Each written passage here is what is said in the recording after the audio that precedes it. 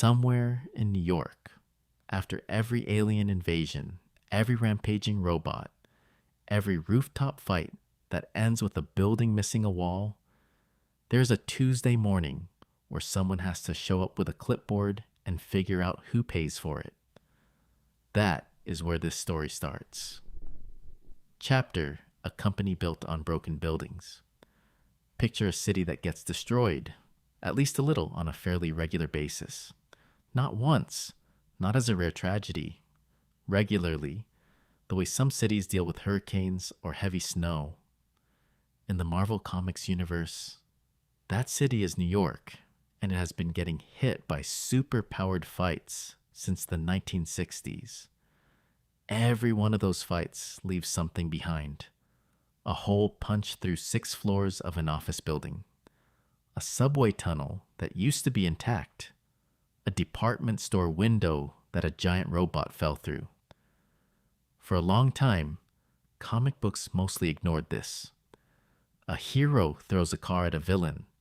The car crashes through a wall, and the next issue just picks up somewhere else, as if the wall fixed itself. Nobody paid for the car. Nobody paid for the wall. It's a small thing, but it nagged at a few writers over the years. Because if you take these stories even a little bit seriously, as a world with its own internal logic, someone has to deal with the aftermath. Someone has to be the person who shows up after the Avengers leave and asks, politely, who's gonna cover this? That someone showed up in 1988 in a short story tucked into a comic called Marvel Age Annual Number 4, written by Dwayne McDuffie with artist Ernie Colon. The story is small and a little silly on its surface. The Hulk is in Las Vegas, enjoying himself, and a marketing executive from a company called Damage Control tries to pitch him on appearing in an advertising campaign. The Hulk is not interested.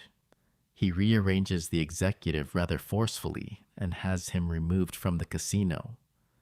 But before that happens, we get a glimpse of a brochure this executive is carrying, and the brochure lays out exactly what Damage Control does. It states plainly that superhuman activity causes over $20 billion in property damage every single year. That's the premise, delivered almost as a punchline. There's so much damage, so consistently, that an entire company exists just to clean it up. McDuffie liked the idea enough to build a whole ongoing series around it, which launched in 1989 as its own 4-issue miniseries, again with Colon on art. McDuffie later described his pitch for the concept as, in his own words, a sitcom within the Marvel Universe. That description matters because it tells you what kind of story this was meant to be from the start. It isn't a story about punching. It's a workplace comedy populated by ordinary people with ordinary office problems who happen to work in a very unusual industry. It's worth knowing a little about McDuffie himself here, because the choice of angle wasn't an accident. He would go on to become one of the more important writers in the industry's history, later founding Milestone Comics, a publishing imprint built around introducing a wider range of characters into a genre that had, up to that point, been fairly narrow in whose stories got told. Damage Control, early in his career, already shows that same instinct at work, just aimed at a different kind of gap. Instead of asking who gets to be a hero, the book asks who gets stuck holding the bill after the heroes go home. It's a quieter question, but it's the same kind of question, the sort that comes from looking at a familiar picture and noticing who's been left out of the frame. The company itself in these comics was founded and initially owned by a woman named Anne-Marie Hogue. Hogue becomes the emotional center of Damage Control across its various series. She's the one who keeps the company running, keeps the staff more or less sane, and keeps the whole strange enterprise from collapsing into chaos. Around her, McDuffie built a small ensemble of employees who each represent a different kind of ordinary competence dropped into an extraordinary situation. There's Robin Chapel, a corporate manager who's ambitious and capable, and over the course of the series becomes one of the company's steadiest hands. There's John Porter, an account executive who came to damage control from the world of insurance and who has a talent for finding calm, practical solutions to enormous problems. And there's Albert Cleary, the company's comptroller, a financial specialist who is, by reputation, impossible to rattle. Cleary's defining trait across these comics is that he can walk into a meeting with the single most dangerous person in the room and still just talk numbers with them, calmly, like a man discussing a phone bill. That detail is worth sitting with for a moment, because it captures the whole tone of the concept. In one of the more memorable early stories, damage control is owed money by Dr. Doom, the armored monarch of a fictional country called Latveria, a man capable of leveling city blocks without much effort. Doom's laboratory needed repairs. Damage control did the work. And then, as happens in any construction business, the bill went unpaid. So Albert Cleary does what any comptroller would do. He goes and asks for the money. Not with fear, not with drama, just with the mild, patient insistence of someone who has done this job for years and has simply stopped being intimidated by titles. It's a small scene, but it's the whole idea of damage control in miniature. Put an ordinary bureaucratic process next to an extraordinary threat and let the mismatch do the work. The ownership of the company itself also tells you something about how tangled these stories can get. In the 1989 series, Hogue sells her stake in damage control to two investors who split it evenly. One is Tony Stark, the industrialist better known as Iron Man. The other is Wilson Fisk, a powerful crime figure known in the comics as the Kingpin. It's worth being precise here, because this detail sometimes gets simplified or misremembered. It was Stark and Fisk, not some other pairing of industrialists, and the arrangement did not last. Stark grew uneasy almost immediately at the idea of being in business with a known criminal and sold his shares. Fisk, for his part, lost confidence in the company's day-to-day leadership and divested as well. Eventually, with financial backing from the espionage agency S.H.I.E.L.D, Hogue was able to buy her way back into ownership of the company she'd founded, and damage control settled into a long, semi-official relationship with S.H.I.E.L.D that would define much of its later history in the comics. That relationship gave damage control something like institutional legitimacy. It wasn't just a construction firm chasing insurance payouts anymore. It was a company with government-adjacent backing, trusted with sensitive cleanup work, including the collection and containment of dangerous or exotic material left behind after a fight. And that, in turn, set up the version of the story that later crossed over into the movies and shows most viewers will actually recognize, which we'll get to a little later in this video. But first, it's worth spending some time on the part of damage control that almost never makes it into summaries of the comics, because it's the most important part if you actually want to understand how this business works. That's the money. Chapter: The paperwork behind the rubble. Here's the basic problem damage control exists to solve. A building owner in Manhattan wakes up one morning to find that 3 floors of their office tower are simply gone, vaporized or crushed or melted, depending on which particular fight happened the night before.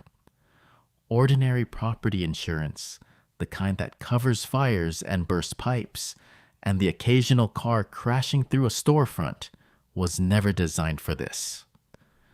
No actuary sat down in the 1950s and calculated the odds of a demigod being thrown through your building. So the Marvel Universe, at least as later comics filled in the details, developed its own specialized insurance category to cover it. In the comics, this is referred to as Extraordinary Activity Assurance, sometimes shortened to EAA, and known more casually around the office as superhero insurance. The idea is straightforward once you accept the premise of the world. Property owners in high-risk areas, which in practice means basically anywhere a superhero team is headquartered, can purchase a policy that specifically covers damage caused by superhuman conflict. When the damage happens, the owner files a claim, the insurer pays out, and a portion of that payout goes toward hiring a contractor who specializes in this exact kind of repair work. That contractor, more often than not, is damage control. It's not that damage control invented insurance for super battles. It's that damage control built its entire business model around being the company insurers call when a policy like this actually gets triggered. Of course, not every building owner in New York has the foresight or the money to carry a policy like that. So the comics also gesture toward a kind of public backstop for the uninsured, a federal assistance program sometimes called the Federal Disaster Area Stipend. The logic mirrors how real disaster relief works after a hurricane or an earthquake. If a city has become recognizably, chronically vulnerable to a particular kind of destruction, at some point the government steps in with a standing program rather than negotiating disaster relief from scratch every single time. New York, in the comics, reached that point a long time ago. This is the part of damage control that the sitcom framing was really built to explore. Not the fights themselves, which happen mostly off-screen or in the background, but the enormous, slightly absurd administrative apparatus required to process them afterward. Someone has to assess the damage. Someone has to determine what's covered and what isn't. Someone has to negotiate with property owners who are understandably furious that their building got hit by a stray energy blast that had nothing to do with them. And someone, eventually, has to present the bill. This system worked well enough for years, but it also created an obvious vulnerability, and the comics eventually explored exactly what that vulnerability looked like.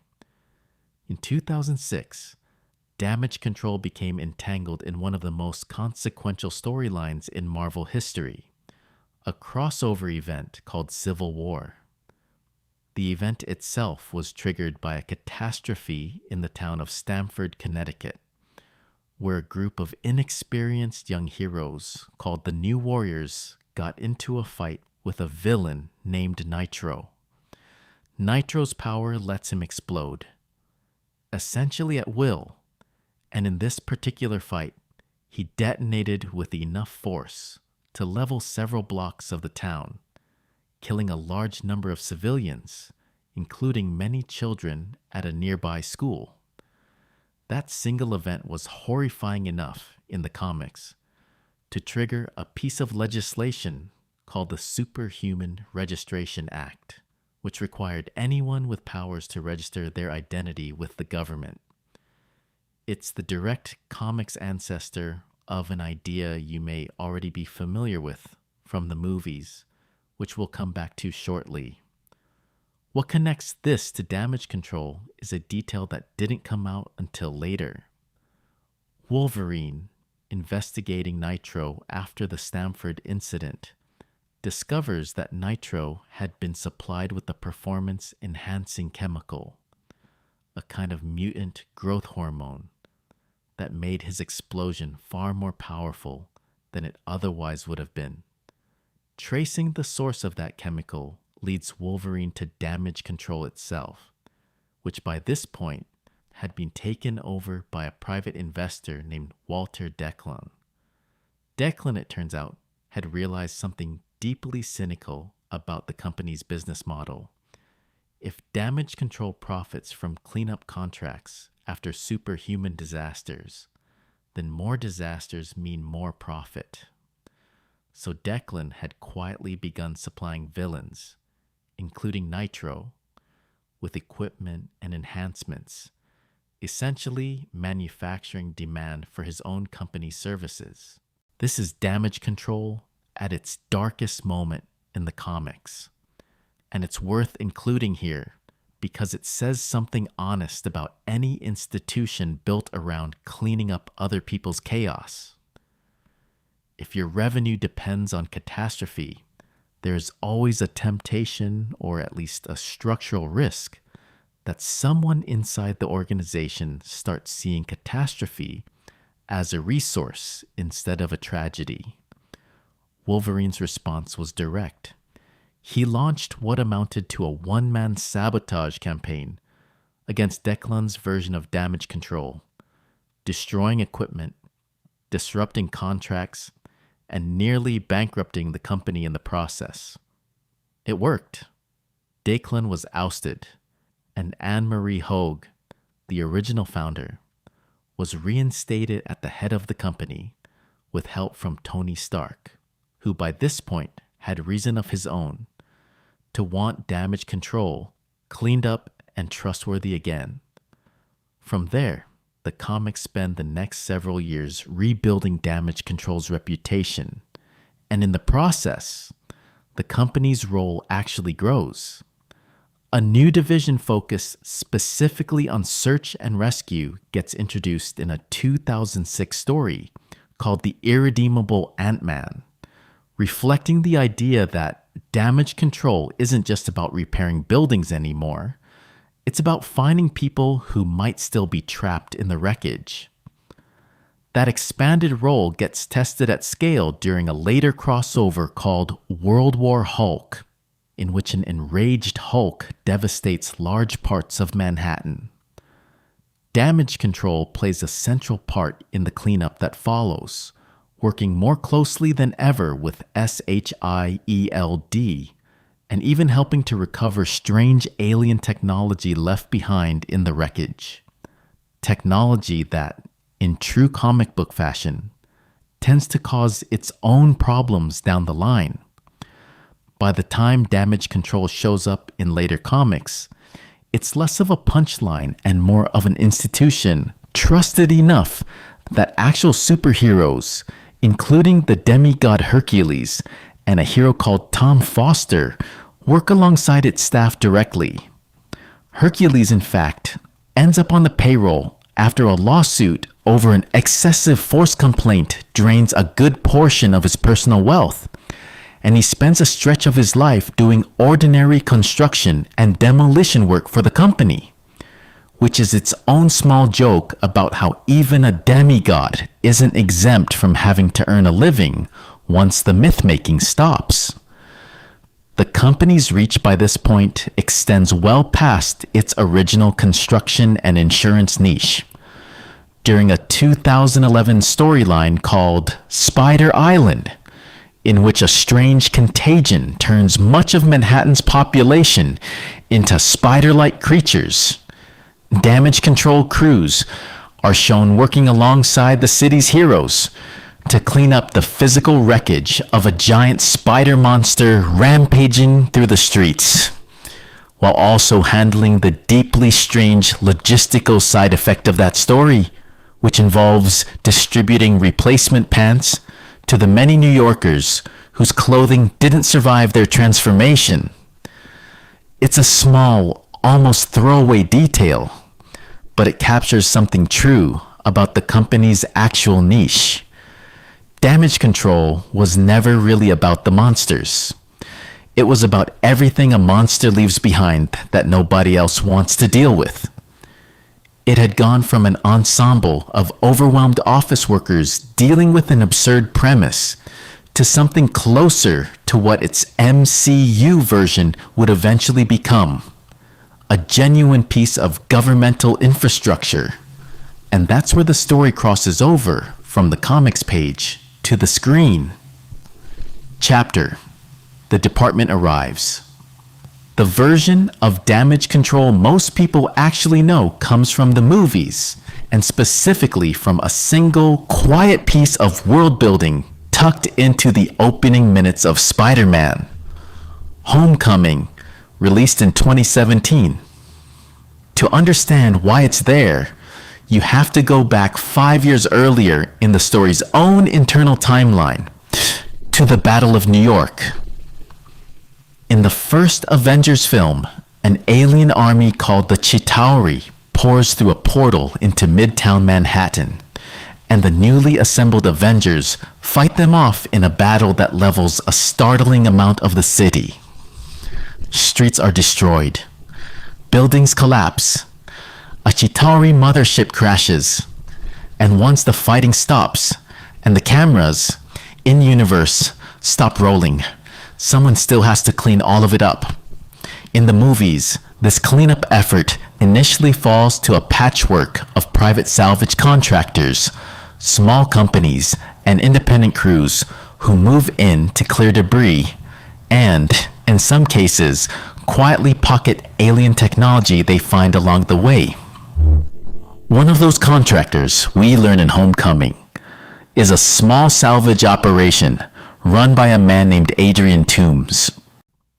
But that arrangement doesn't last.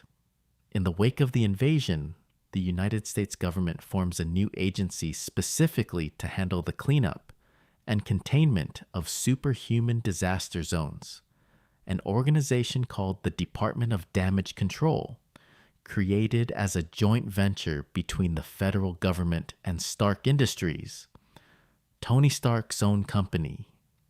It's a very different formation story than the comics version. There's no Anne Marie Hogue buying out a construction firm here, no Wilson Fisk, no slow drift toward a S.H.I.E.L.D partnership. In the film specifically, damage control begins life as an act of policy, a direct government response to the fact that alien invasions are now apparently something New York needs a standing bureaucracy for. That policy decision has an immediate and personal consequence for Adrian Toomes. Once the newly formed Department of Damage Control takes over, small operators like Toomes are pushed out entirely. His equipment, his crew, and his livelihood are all suddenly obsolete, replaced by a federal agency with Tony Stark's resources behind it. Toomes, understandably furious at being cut out by a billionaire he sees as having stolen his business, doesn't just walk away. He keeps a stockpile of alien technology he'd already salvaged before the takeover. And over the years that follow, he and a small crew, including a former colleague nicknamed the Tinkerer and a low-level enforcer called the Shocker, quietly build weapons and gadgets out of that alien tech to sell on the black market. That decision is the entire origin of the villain Spider-Man eventually faces in Homecoming as the Vulture. So by the time the film's actual present-day story begins, years after the Battle of New York, the Department of Damage Control isn't new anymore. It's an established institution with its own personnel, its own facilities, and its own director, a woman named Anne Marie Hogue, played in the film by Tyne Daly. It's worth pausing on that casting choice for a moment. Hogue, remember, is the founding figure of damage control in the comics, the person who holds the whole company together across decades of stories. Bringing her into the movie as the head of this new, government-run version is a small piece of continuity that rewards longtime readers without requiring anyone else to know the comics at all. She simply reads on screen as a no-nonsense administrator who's very clearly done this job before. The department itself, in the film, is shown handling exactly the kind of unglamorous, procedural work its comics predecessor built its reputation on. Agents move through wreckage sites, tag and catalog recovered alien materials, and manage the logistics of transporting dangerous salvage safely across the city. One of the film's key sequences involves exactly this kind of transport. A truck carrying a shipment of recovered Chitauri technology, moving under department escort, which becomes the target of a heist orchestrated by Toombs and his crew. Peter Parker, as Spider-Man, ends up trying to intervene in that heist, and the consequences ripple through the rest of the film. The truck robbery matters here not just as an action sequence, but as a demonstration of what Damage Control's actual day-to-day job looks like on screen. It isn't fighting supervillains directly. It's moving hazardous material from one secure location to another and trying to keep it out of the wrong hands, which is exactly the kind of unglamorous responsibility a real government agency would carry if alien weapons technology were suddenly a category of evidence that needed handling. It's also worth noting how differently the MCU frames Damage Control's founding compared to the comics. In the comics, Damage Control begins as a small, almost accidental business run by ordinary people who stumble into an unusual niche and only later develop something like a formal relationship with government intelligence. In the film specifically, it begins the other way around. A government department from day one, created deliberately with corporate backing in direct response to a specific catastrophic event. Both versions land on roughly the same institutional shape eventually, an organization with real authority, real resources, and a mandate to manage the aftermath of superhuman conflict.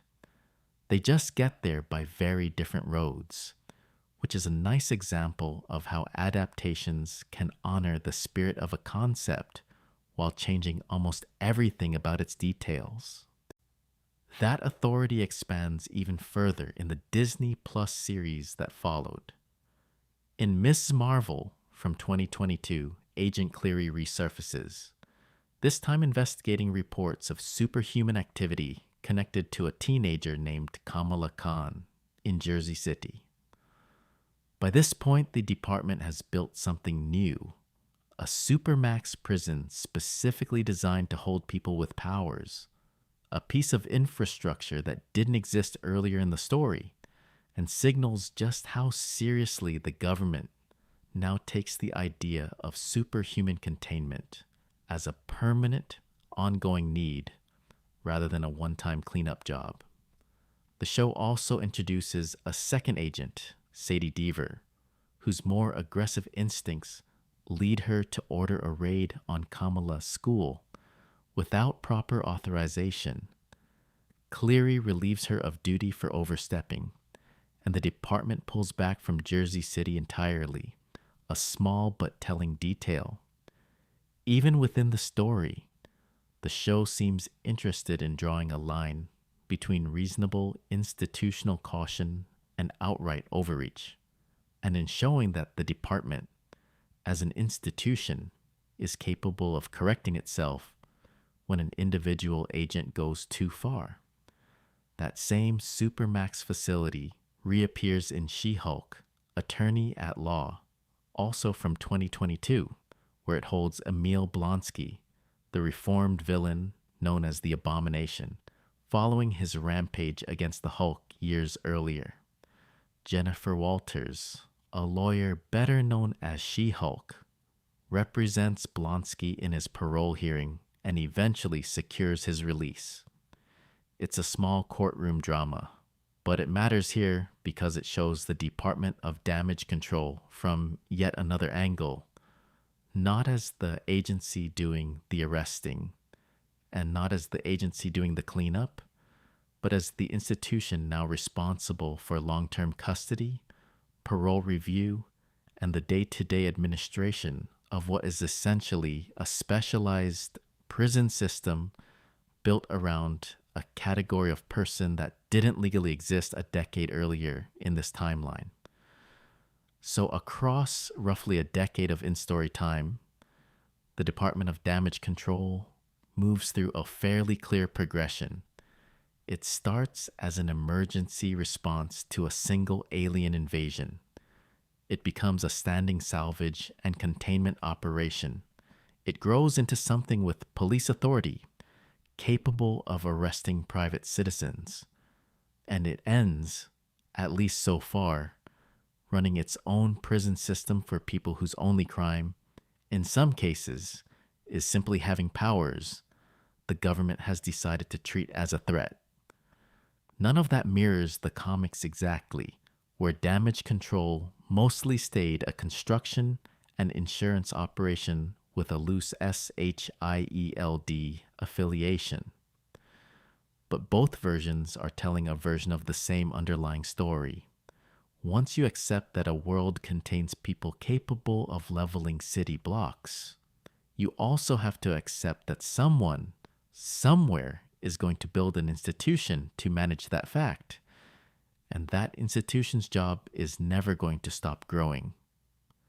Chapter: Where It Leaves Us. There's something almost comforting in all of this, if you sit with it long enough.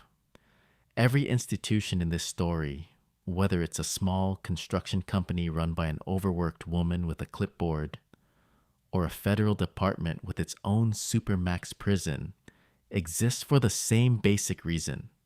Somebody has to show up after the extraordinary thing happens and turn it back into an ordinary, manageable problem. Insurance claims, salvage manifests, parole hearings.